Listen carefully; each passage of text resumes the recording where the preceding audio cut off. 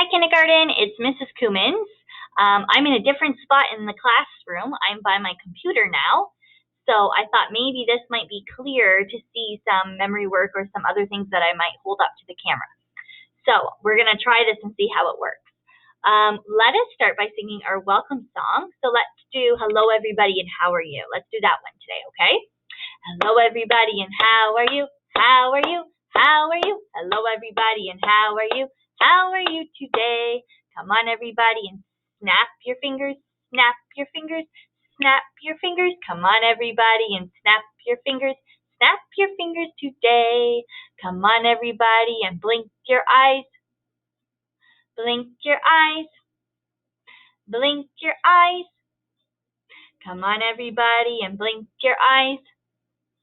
Blink your eyes today. Come on, everybody, and quack like a duck, quack like a duck, quack like a duck. Come on, everybody, and quack like a duck today. Good job, kindergarten. We're going to move on to our memory work, and our memory work comes from John 14, verse 6. Are we ready? Jesus answered, I am the way and the truth and the life. No one comes to the Father except through me. Good work. So we still have a couple more weeks to practice that, okay? Let's move on to our Bible story. Now, on Tuesday, we talked about a great big giant, and his name was Goliath, and somebody killed Goliath. Do you remember what his name was? David. You're right. If you guessed David, you were right. So today we're going to talk about David again and about King Saul. And today David is going to do something at the end of this story. So let's read and we'll find out what he does at the end of the story. So we're going to have our listening ears on. Our eyes are watching Mrs. Cummins. Our hands are nicely in our lap. Are we ready? Okay. So King Saul had promised that anyone who killed the Philistine, who was Goliath, could marry his daughter. The man could also have great riches, so that means he could have money, jewels, gifts. But King Saul did not keep his promise. When King Saul saw what a brave soldier David was, he made him a captain in his army, but he did not give David his daughter. David was a good captain. He helped Israel win the war against the Philistines. And whenever King Saul and his soldiers came home from a war, the women would always come out to meet them. They would sing and they would dance and they would praise Saul for his brave deeds. When King Saul and his soldiers came home from the war with the Philistines, the women sang, Saul has killed his thousands and David his 10,000.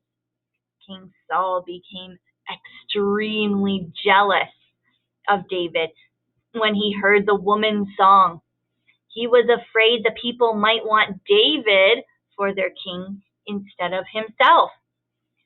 This made him cross and ill again. The evil spirit came in his heart.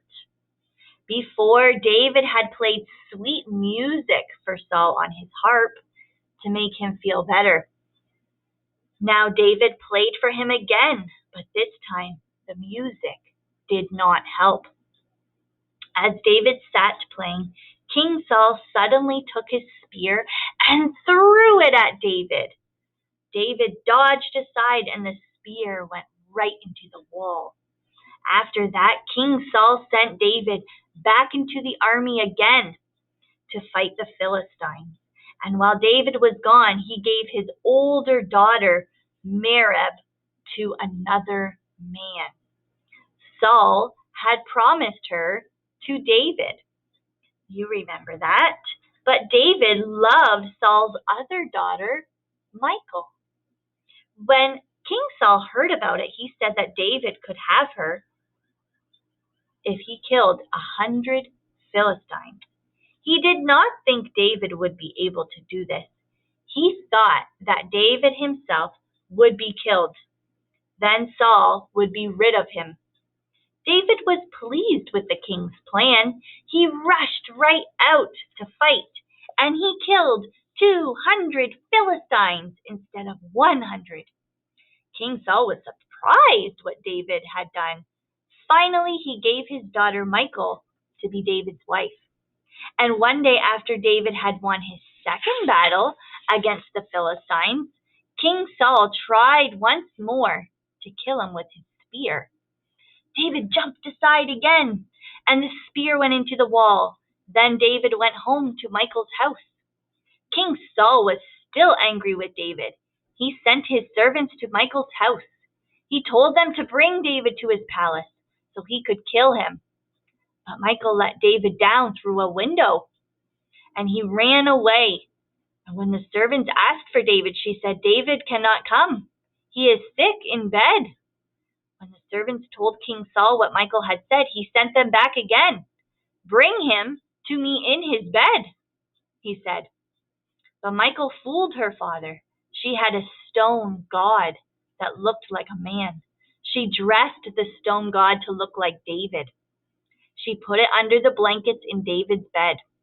The servants picked up bed and all and carried it to King Saul. When King Saul tried to kill David, he found out that it wasn't David at all. He was determined to kill David, but David had fled and the king could not find him. So David ran away from Saul. Why did King Saul begin to hate David so much?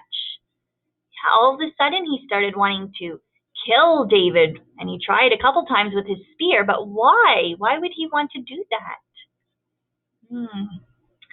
It said here that he was jealous. He became very jealous of David because he was a greater warrior than Saul, right? He was killing more people than Saul. And how did he try to kill David? Well, Mrs. Cummins just told you the answer. He used something very sharp, and he threw it at him. A spear. He threw a spear. And how did Michal fool her father? What did she put in the bed? A stone god, and that looked like David, but it wasn't David because David ran away. He fled. Fled means to run. So that's our Bible story today, and you have a journal page in your package. So you need to draw a picture of the Bible story, and your mommy or your daddy will write your sentence in a highlighter, and then you trace your sentence with a pencil. Okay, and SK, you need to label 3 things in your picture, okay, so that you can get ready for grade 1. All right, kindergarten, have fun making your picture. Goodbye.